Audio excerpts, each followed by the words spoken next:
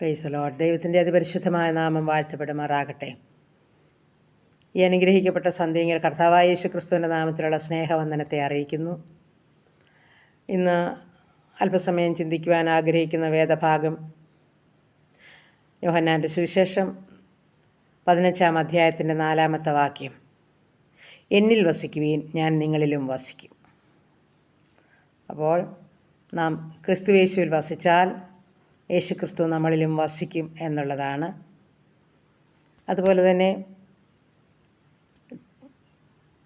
ക്രിസ്തുവിൻ്റെ വചനം നമ്മിൽ വസിച്ചാൽ നാം ഇച്ഛിക്കുന്നത്, നാം പ്രാർത്ഥിക്കുന്നത് എന്തായിരുന്നാലും അത് ലഭിക്കും. അത് യോഹന്നാൻ്റെ സുവിശേഷം 15-ാം അധ്യായത്തിൻ്റെ 7-ാമത്തെ വാക്യത്തിൽ വായിക്കുമ്പോൾ അത് കാണുവാനായിട്ട് സാധിക്കും. പിന്നെ യേശു ക്രിസ്തുവിൽ വസിക്കുന്ന നമ്മൾ വളരെ ഫലം പുറപ്പെടുവിക്കുന്നത് ആരായിരിക്കും? നമ്മളിൽ നിറഞ്ഞ ഫലം, ആത്മാവിൻ്റെ ഫലങ്ങൾ പുറപ്പെടുവിച്ചുകൊണ്ട് ജീവിപ്പാൻ തക്കണ ദൈവം നമ്മളെ സഹായിക്കും. യോഹന്നാൻ്റെ സുവിശേഷം 15-ാം അധ്യായത്തിൻ്റെ 5-ാമത്തെ വാക്യം വായിക്കുമ്പോൾ നമുക്കത് കാണുവാനായിട്ട് സാധിക്കും. ഞാൻ മുന്തിരിവള്ളിയും നിങ്ങൾ കൊമ്പുകളുമാകുന്നു. ഒരുത്തൻ എന്നിലും ഞാൻ അവനിലും വസിക്കുന്നു എങ്കിൽ അവൻ വളരെ ഫലം കായ്ക്കും. എന്നെ പിരിഞ്ഞ് നിങ്ങൾക്ക് ഒന്നും ചെയ്യുവാൻ കഴിയുകയില്ല. അപ്പോൾ നമ്മുടെ കർത്താവായ യേശു ക്രിസ്തുവിൽ നമ്മൾ വസിച്ചാൽ അവൻ നമ്മളിൽ വസിക്കും, നമ്മൾ ഫലമുള്ളവരായിത്തീരും. പിന്നെ ക്രിസ്തുവിൽ വസിക്കുന്നതിൻ്റെ തെളിവ് എന്താണെന്ന് ചോദിച്ചാൽ 1 യോഹന്നാൻ 2-ാം അധ്യായത്തിൻ്റെ 6-ാമത്തെ വാക്യം വായിക്കുമ്പോൾ നമുക്കത് കാണുവാനായിട്ട് സാധിക്കും. 1 യോഹന്നാൻ 2-ാം അധ്യായത്തിൻ്റെ 6-ാമത്തെ വാക്യത്തിൽ അവനിൽ വസിക്കുന്നു എന്ന് പറയുന്നവൻ അവൻ നടന്നതുപോലെ നടക്കേണ്ടതാകുന്നു. വേറൊന്നുമല്ല, നമ്മൾ കർത്താവായ യേശുക്രിസ്തുവിൽ വസിക്കുന്നുവെങ്കിൽ ഈ യേശുക്രിസ്തു നടന്നതുപോലെ നമ്മൾ നടക്കേണ്ടവരാകുന്നു.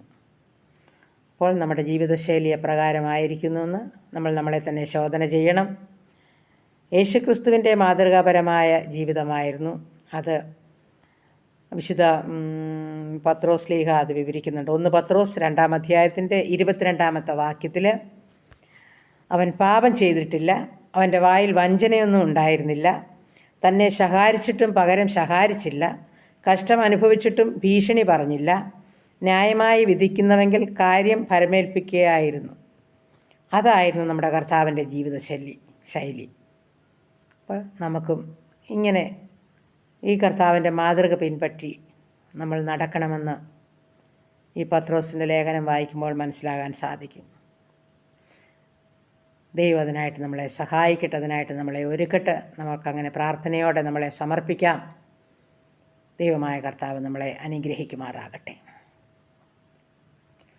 ഹല്ലേലൂയ. നന്ദി പിതാവേ, സ്തുതിക്കുന്ന കർത്താവേ, സ്തോത്രം ചെയ്യുന്നു. കരുണയുള്ള നാഥ, സ്വർഗസ്ഥ പിതാവേ, അതിമനോഹരമായ സന്ധിക്കായിട്ട് അടിയനങ്ങയെ സ്തുതിക്കുന്നു, സ്തോത്രം ചെയ്യുന്നു. അപ്പോൾ അങ്ങയുടെ ഇഷ്ടമനുസരിച്ച് ജീവിപ്പാൻ, ഫലമുള്ള മക്കളായി തീരുവാൻ, എൻ്റെ കർത്താവിൻ്റെ ഇഷ്ടം ചെയ്യുന്ന മക്കളായി തീരുവാൻ ഞങ്ങളെ ഒരു പ്രാവശ്യം കൂടെ സമർപ്പിക്കുന്ന കർത്താവേ, ഞങ്ങളുടെ ഇഷ്ടപ്രകാരമല്ലപ്പ, എൻ്റെ അപ്പൻ്റെ ഇഷ്ടമനുസരിച്ച് നടപ്പാൻ ഞങ്ങളെ സഹായിക്കണമേ. മാതൃകാപരമായ ജീവിതം നയിക്കണം. ഞങ്ങളുടെ നടപ്പുകളൊക്കെയും എൻ്റെ കർത്താവിൻ്റെ കാൽച്ചുവടുകളിലായിരിക്കാൻ ഞങ്ങളെ സഹായിക്കണമേ. ഈ നല്ല സന്ധ്യയെങ്കിൽ ഞങ്ങളെ സമർപ്പിക്കുന്നു. ഈ രാത്രികാലം ഞങ്ങൾക്കുള്ളതിനെയും ഞങ്ങൾക്കുള്ളവരെയും സൂക്ഷിക്കണമേ. നല്ലവർക്കും ആശ്വാസം തരണമേ. സമാധാനത്തോടെ കിടന്നുറങ്ങി നീയല്ലോ യഹോവേ എന്നെ നിർഭയം വസിക്കുമാറാക്കിയതെന്ന് പറഞ്ഞുകൊണ്ട് എഴുന്നേൽപ്പാൻ ഞങ്ങളെ സഹായിക്കണമേ. അധികാലത്തുണർന്ന് എൻ്റെ കർത്താവിൻ്റെ പൊന്നുമുഖം കണ്ട് എഴുന്നേൽപ്പാൻ ഞങ്ങളെ സഹായിക്കണം. ഞങ്ങളായിരിക്കുന്ന ദേശം, ഞങ്ങൾ പാർക്കുന്ന ഭവനം ഗബ്രിയേൽ മിഖാൽ ദൂതഗണങ്ങളാൽ കാവൽ ചെയ്യണമേ എന്ന് പ്രാർത്ഥിക്കുന്നു. ശത്രു ഞങ്ങളെ കാണരുത്, ദുഷ്ടപിശാചി ഞങ്ങളെ തുടരുത്, അന്ധകാരത്തിൻ്റെ ഒന്നും കടന്നു വരരുത്. സ്വർഗ്ഗം ഞങ്ങളെ പരിപാലിക്കണം. പ്രാർത്ഥിച്ചേൽപ്പിക്കുന്നു യേശുക്രിസ്തുവിൻ്റെ നാമത്തിൽ തന്നെ. ആമേൻ, ആമേൻ, ആമേൻ. സ്തോത്രം, സ്തോത്രം.